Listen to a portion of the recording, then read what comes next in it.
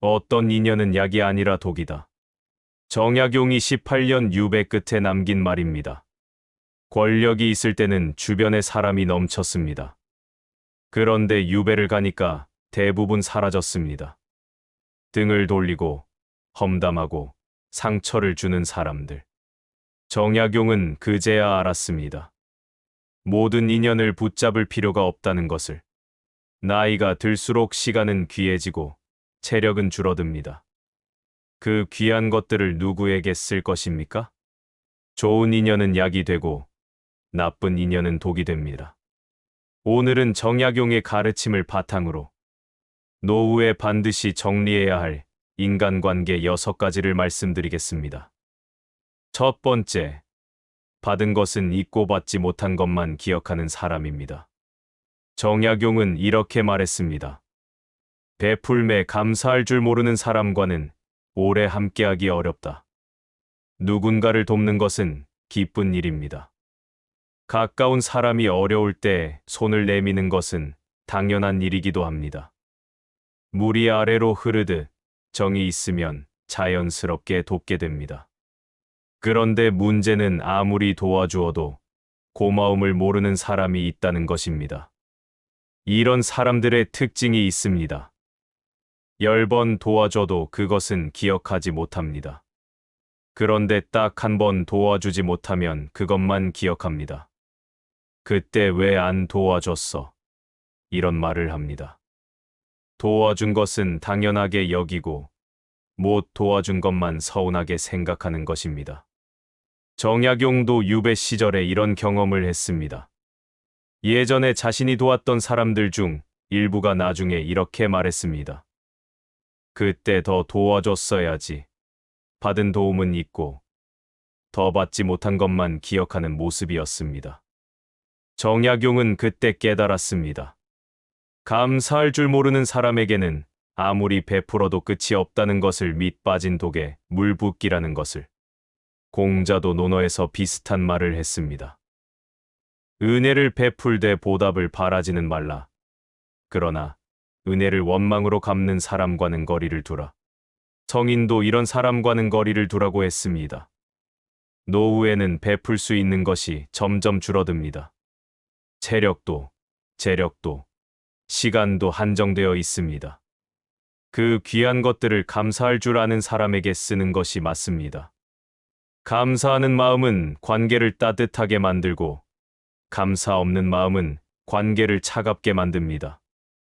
고마움을 모르는 사람과는 조금씩 거리를 두어도 괜찮습니다. 그것은 매정한 것이 아닙니다. 나를 지키는 것입니다. 두 번째, 당신이 잘 될 때 함께 기뻐하지 못하는 사람입니다. 정약용은 말했습니다. 벗의 기쁜 일을 내 일처럼 기뻐하는 것, 그것이 참된 우정이다. 진정한 친구는 어떤 사람일까요? 내가 힘들 때 위로해주는 사람도 친구입니다. 그런데 더 중요한 것이 있습니다. 내가 잘 될 때 진심으로 기뻐해주는 사람, 그런 사람이 진짜 친구입니다. 슬픔을 나누는 것은 쉬워도 기쁨을 나누는 것은 어렵습니다. 그런데 어떤 사람들은 그렇지 못합니다. 당신이 어려울 때는 곁에 있습니다. 위로도 해주고 걱정도 해줍니다. 그런데 당신에게 좋은 일이 생기면 표정이 달라집니다. 미묘하게 불편해 보입니다. 진심으로 축하하는 것 같지 않습니다. 혹시 이런 경험이 있으십니까? 기쁜 소식을 전했는데 상대방이 시큰둥하게 반응한 적, 축하한다면서도 그게 잘 되겠어? 조심해야 할 텐데 하며 걱정을 덧붙이는 사람. 기쁜 마음으로 이야기했는데 오히려 기분이 가라앉은 적이 있으십니까? 왜 이런 일이 생길까요? 그 사람은 당신을 친구로 여긴 것이 아닐 수 있습니다. 자신과 비교하는 대상으로 여겼을 수 있습니다. 당신이 잘 되면 자신이 초라해지는 것 같으니까 불편한 것입니다. 순자는 이렇게 말했습니다. 남의 잘됨을 기뻐하지 못하는 것은 마음이 좁기 때문이다. 노후에는 큰 성취보다 작은 기쁨들이 소중해집니다. 손자가 태어났다는 소식, 건강검진 결과가 좋았다는 소식, 오랜만에 여행을 다녀왔다는 소식, 이런 작은 기쁨들을 함께 나눌 수 있는 사람이 필요합니다. 당신의 기쁨을 함께 기뻐하지 못하는 사람이라면 조금 거리를 두어도 좋습니다. 기쁜 일을 숨기게 만드는 관계는 좋은 관계가 아닙니다. 함께 웃을 수 있는 사람이 진짜 친구입니다. 세 번째, 지나간 일을 자꾸 꺼내는 사람입니다. 정약용은 이렇게 말했습니다. 이미 지나간 허물을 자꾸 말하는 것은 다 낳은 상처를 다시 건드리는 것과 같다. 누구에게나 과거의 실수는 있습니다. 젊었을 때 했던 어리석은 판단이 있습니다. 후회되는 말을 한 적도 있습니다. 다시 돌아가면 다르게 했을 선택들도 있습니다. 그런 것들은 이미 스스로 충분히 반성한 일입니다. 마음속으로 수없이 후회한 일입니다. 그런데 어떤 사람들은 그 과거를 자꾸 꺼냅니다. 대화 중에 툭툭 던집니다. 너 그때 그랬잖아. 예전에 내가 뭘 했는지 기억나. 그때 그 일 말이야. 한두 번은 웃어 넘길 수 있습니다. 그런데 반복되면 마음의 짐이 됩니다. 만날 때마다 과거 이야기가 나오면 그 사람 만나기가 싫어집니다. 마치 아문 상처에 계속 손을 대는 것과 같습니다. 상처는 가만두어야 낫습니다. 그런데 자꾸 건드리면 덧나고 곪습니다. 마음의 상처도 마찬가지입니다. 과거를 자꾸 들추는 사람은 당신의 마음의 상처가 아물지 못하게 하는 사람입니다. 왜 이런 행동을 할까요?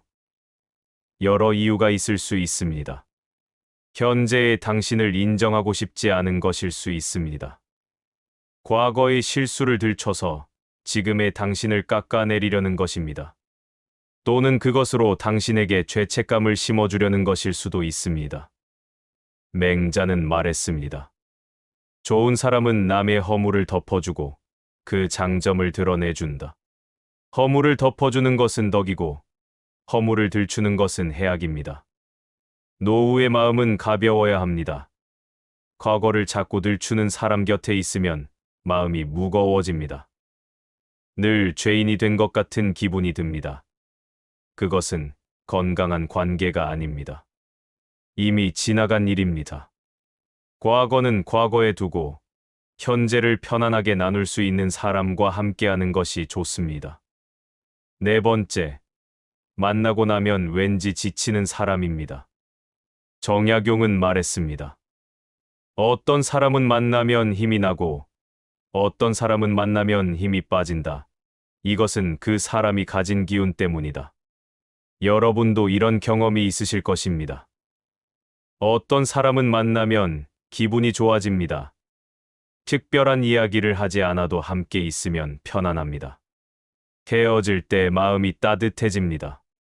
마치 봄볕을 쬐는 것처럼 기분이 좋아집니다. 그런데 어떤 사람은 반대입니다. 만나기 전에는 괜찮았는데 만나고 나면 왠지 지칩니다. 특별히 다툰 것도 아닌데 기분이 가라앉습니다. 마치 먹구름이 낀 것처럼 마음이 무거워집니다. 왜 그럴까요? 대개 이런 사람들은 부정적인 이야기를 많이 합니다. 세상에 대한 불만, 다른 사람에 대한 험담, 자신의 불행에 대한 한탄만 나면 이런 이야기가 줄을 이룹니다. 그 무거운 이야기들을 듣다 보면 나도 모르게 기운이 빠집니다. 또 어떤 사람들은 은근히 기분 나쁜 말을 합니다. 걱정해주는 척하면서 불안을 심어줍니다. 너 요즘 안색이 안 좋아 보여. 건강 괜찮아. 자식들은 연락 잘해. 이런 말들이 쌓이면 자신감이 떨어집니다. 장자는 이렇게 말했습니다.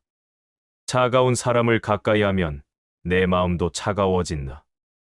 몸이 추우면 감기에 걸리듯 마음이 추우면 우울해진다. 사람의 기운은 전염됩니다. 밝은 사람 곁에 있으면 나도 밝아지고 어두운 사람 곁에 있으면 나도 어두워집니다. 노후에는 에너지가 예전 같지 않습니다. 젊었을 때는 지쳐도 금방 회복됐습니다. 그런데 나이가 들면 회복하는데 시간이 걸립니다. 만날 때마다 에너지를 빼앗기면 일상 전체가 무거워집니다. 만나고 나서 기분이 어떤지 스스로에게 물어보십시오. 그 사람과 헤어진 후에 늘 지친다면 만남의 빈도를 조금 줄여보는 것도 방법입니다. 서로를 위해 적당한 거리가 필요할 때도 있습니다. 다섯 번째, 상황에 따라 태도가 달라지는 사람입니다. 정약용은 이렇게 말했습니다. 이해관계 앞에서 변하는 사람은 믿기 어렵다. 바람에 흔들리는 갈대와 같으니 의지할 수 없다. 사람의 진짜 모습은 언제 드러날까요? 평소에는 잘 모릅니다. 그런데 이익이 걸린 상황이 오면 진짜 모습이 나타납니다. 평온한 날에는 모든 배가 잘 떠 있습니다. 그러나 폭풍이 치면 튼튼한 배와 약한 배가 구별됩니다. 사람도 마찬가지입니다. 평소에는 다정하던 사람도 달라질 수 있습니다. 유산 문제가 생기면 형제 간의 다툼이 일어납니다. 돈 문제가 얽히면 오랜 친구도 멀어집니다. 작은 이익 앞에서도 계산적으로 변하는 사람이 있습니다. 이런 모습을 보면 참 씁쓸합니다. 정약용도 이런 경험을 했습니다. 권력이 있을 때는 주변에 사람이 많았습니다. 충성을 맹세하는 사람도 있었습니다. 그런데 유배를 가니까 대부분 떠났습니다. 연락하는 사람이 거의 없었습니다. 상황이 바뀌니까 사람도 바뀐 것입니다. 처음에 정약용은 서운했습니다. 그런데 시간이 지나면서 생각이 달라졌습니다. 오히려 그것이 진짜 인연을 구별하는 기회가 되었다고 했습니다. 어려운 상황에서도 변함없이 곁에 있는 사람, 그 사람이 진짜 인연이라는 것을 알게 된 것입니다. 공자는 논어에서 말했습니다. 이익을 보거든 의로움을 먼저 생각하라. 노후에는 오히려 이런 사람을 구별하기 쉬워집니다. 당신에게 특별히 얻을 것이 없어졌을 때, 그래도 곁에 남아있는 사람이 누구입니까? 아무 이익이 없는데도 연락하고, 만나고, 마음을 나누는 사람, 그 사람이 진짜 인연입니다.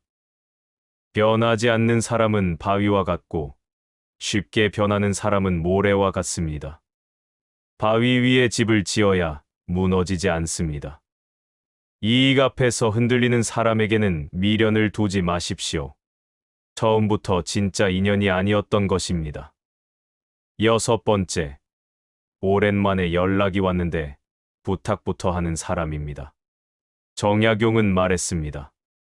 오래 소식이 없다가 갑자기 찾아오는 사람은 그 뜻을 먼저 헤아려야 한다.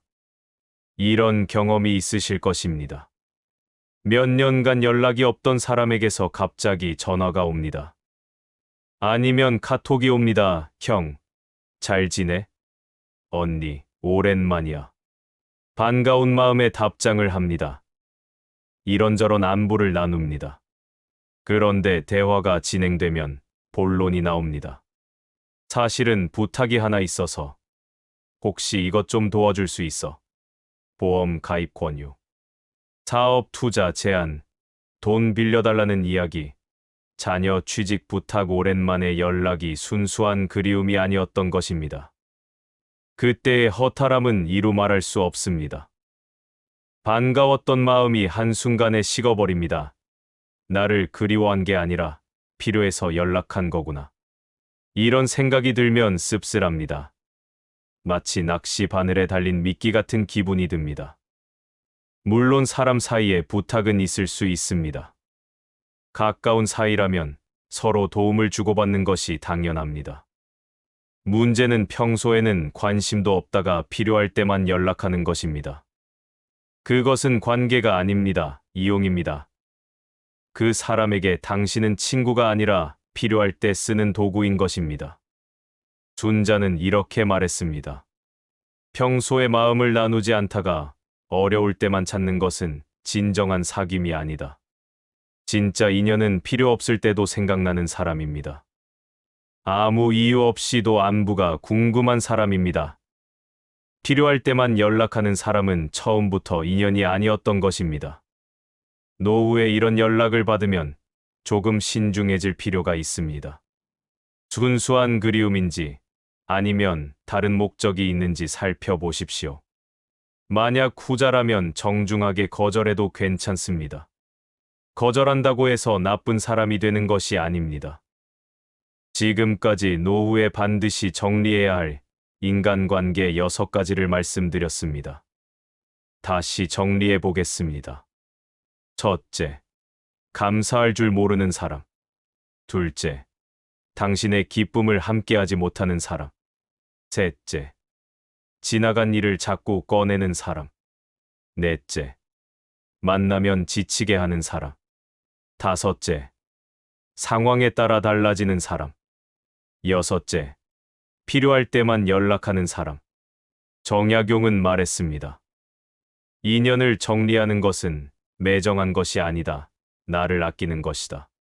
우리는 흔히 관계를 정리하는 것을 매정하다고 생각합니다. 오래 알고 지낸 사이인데 정이 들었는데 그냥 참고 지내야 하는 것 아닌가 이렇게 생각합니다. 그러나 생각해 보십시오. 남은 시간이 무한하지 않습니다. 체력도 예전 같지 않습니다. 그 귀한 시간과 에너지를 나를 힘들게 하는 사람에게 쓸 필요가 있을까요? 관계를 정리하는 것은 매정함이 아닙니다. 자신을 아끼는 행동입니다. 물론 모든 관계를 끊으라는 말이 아닙니다. 사람은 혼자 살 수 없습니다. 좋은 인연은 삶을 풍요롭게 합니다. 다만 나에게 맞지 않는 관계는 조금 거리를 두고 진심으로 마음이 통하는 사람과 더 깊이 지내라는 것입니다. 좋은 인연은 약이 되고 나쁜 인연은 독이 됩니다. 적은 수의 진짜 인연이 있습니다. 많은 수의 피상적인 인연도 있습니다. 어떤 것이 더 따뜻할까요? 당연히 적은 수의 진짜 인연입니다. 한두 명이라도 마음을 나눌 수 있는 사람이 있다면 그것으로 충분합니다. 부디 여러분의 노후가 좋은 사람들로 채워지기를 바랍니다. 독이 되는 인연은 가볍게 놓아주십시오. 약이 되는 인연만 곁에 두십시오. 그것이 행복한 노후의 비결입니다. 오늘의 이야기는 여기까지입니다. 끝까지 들어주신 여러분 진심으로 감사합니다. 앞으로도 삶의 작은 위로가 되는 이야기를 전해드리겠습니다. 구독과 좋아요로 마음을 나눠주세요.